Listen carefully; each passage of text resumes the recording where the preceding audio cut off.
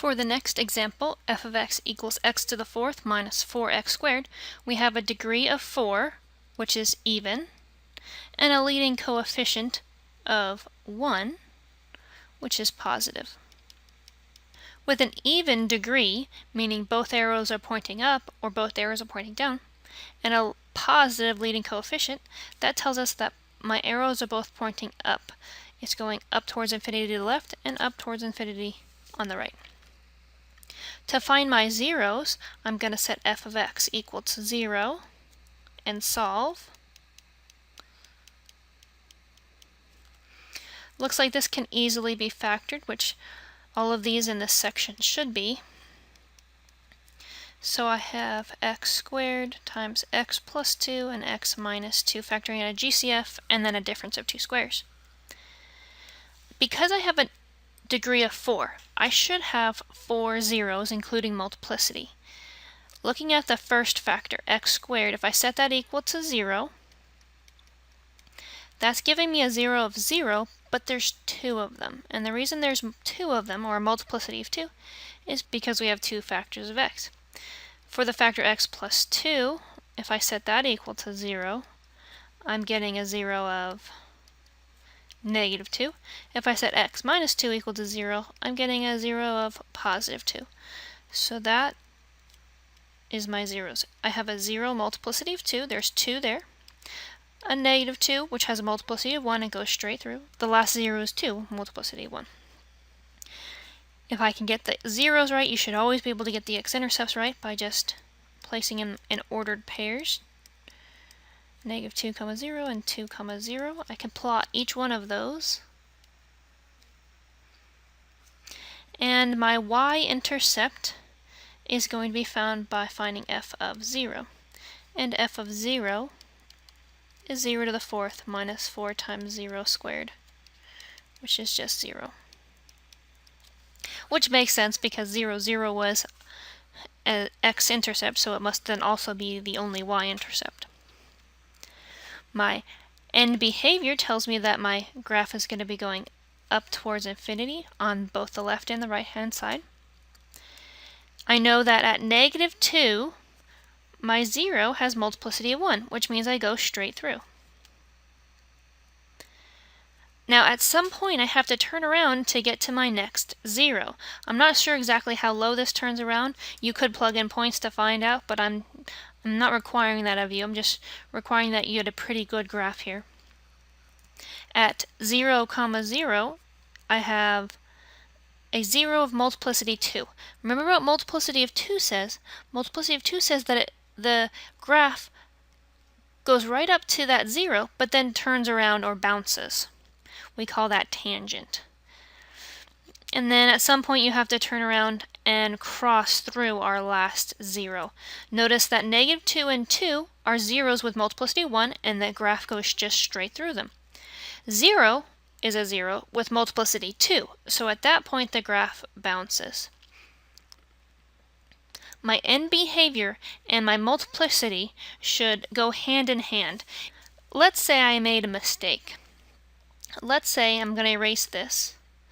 And let's say I knew my end behavior was up and up. And let's say I forgot that this was a multiplicity and I went straight through.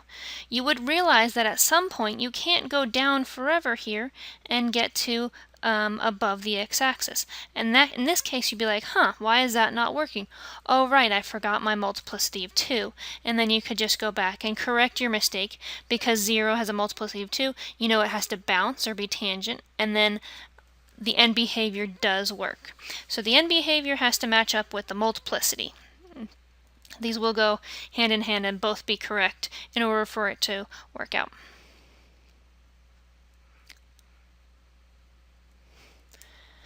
On this next example, f of x equals x plus 3 times x minus 1 quantity cubed times x plus 4, it is already factored. So in order to get the degree and the leading coefficient, I'm actually going to have to multiply out the first term only. I don't want to multiply all the terms out. This would take all day. I'm just going to take each of the first terms with how many copies there are and multiply out each of the first terms. This is going to get me x times x cubed times x plus a whole bunch of other stuff which I don't really care about. My leading term is going to be x to the 5th plus a whole bunch of other things. That tells me that my degree is 5, which is odd. My leading coefficient is 1, which is positive. An odd degree tells me that my arrows are going to be pointing in opposite directions. A positive leading coefficient tells me that I'm going upward, up to the right and down to the left, kind of like a positive slope, although there's lots of bounces in between here. In order to find the zeros, I'm going to set f of x equal to 0. So it has 0 equals x plus 3, x minus 1 cubed, and x plus 4. And at this point, I'm very grateful that this was already factored out for me. Because now that it's already factored out, I'm getting a 0 at negative 3. I'm getting a 0 at positive 1, but notice there's 3 copies of that. That's like saying x minus 1 times x minus 1 times x minus 1, which is going to get me 3 copies of the 0 at 1. The way we write that is 1 is a 0, multiplicity 3. And lastly, I'm getting a 0 at negative 4. I should have a total of 5 zeros. Because my degree is 5, I should have 5 total zeros. And I do. 1, 2, 3, 4, 5. So I do have 5 total zeros.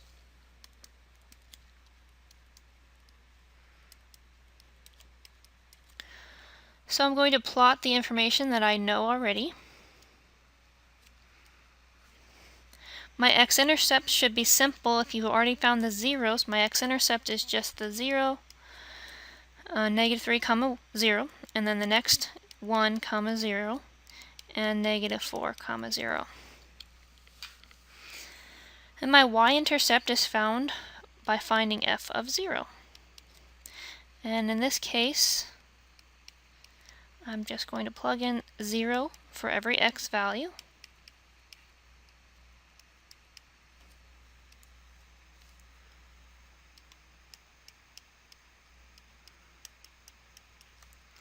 Which gets me 3 times negative 1 cubed times 4, and I'm getting a result of negative 12.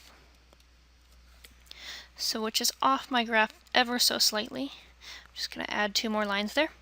And using my end behavior, I know I have to go down to the left, yet up to the right.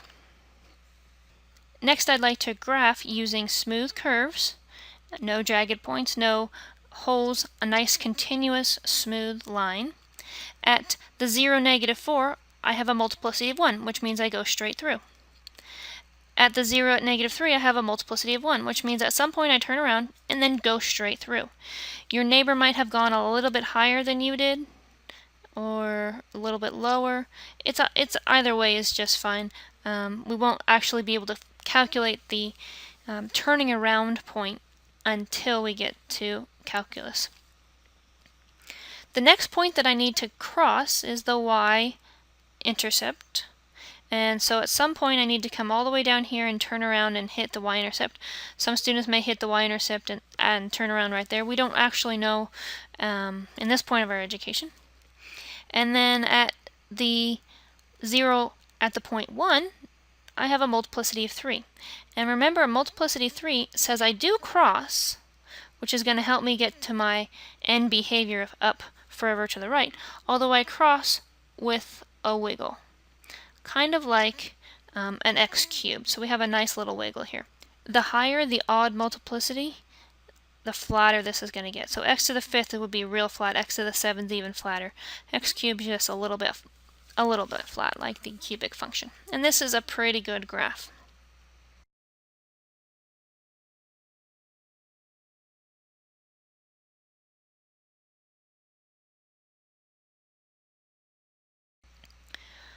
For our last example, we have y equals x cubed plus x squared minus 4x minus 4, with a degree of 3, which is odd, a leading coefficient of 1, which is positive. With an odd degree, my arrow is going to be pointing in different directions, and a positive, I'll be going down and up. To find the zeros, I'm going to set f of x equal to 0 and solve for x. In this case, it's a y, so set y equal to 0. All of the problems in this section will factor fairly nicely, so I'm going to group these. In the first group, I can factor out an x squared. In the second group, I can factor out a -4, which leaves me x squared minus 4 and x plus 1. X squared minus 4 is a difference of two squares.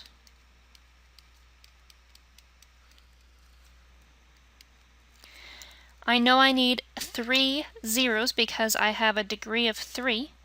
The 3 zeros I'm getting are +2, -2, and -1.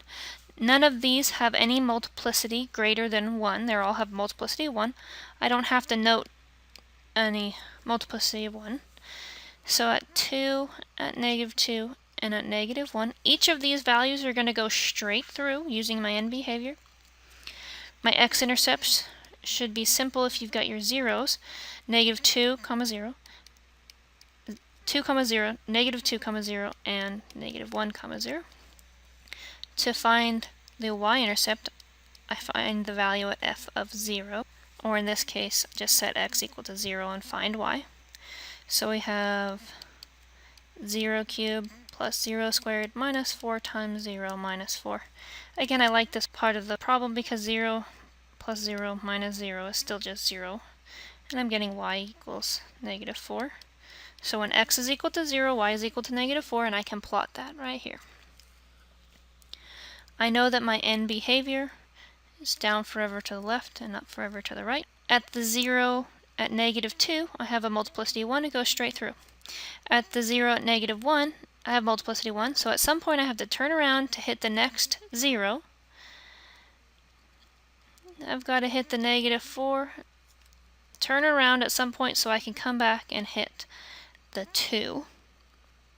It doesn't have any multiplicity, so it goes straight through. And that's a pretty good graph. It's not great, it's not perfect, but it's a pretty good graph of the polynomial function. So we have now met the goal of this section, which was to graph polynomial functions with exponents higher than or equal to 2. Remember, they make smooth graphs, no stops and no starts, no sharp points. We found the end behavior, and we found the middle of the graph, the peaks and the valleys, by finding the x-intercepts, or the zeros.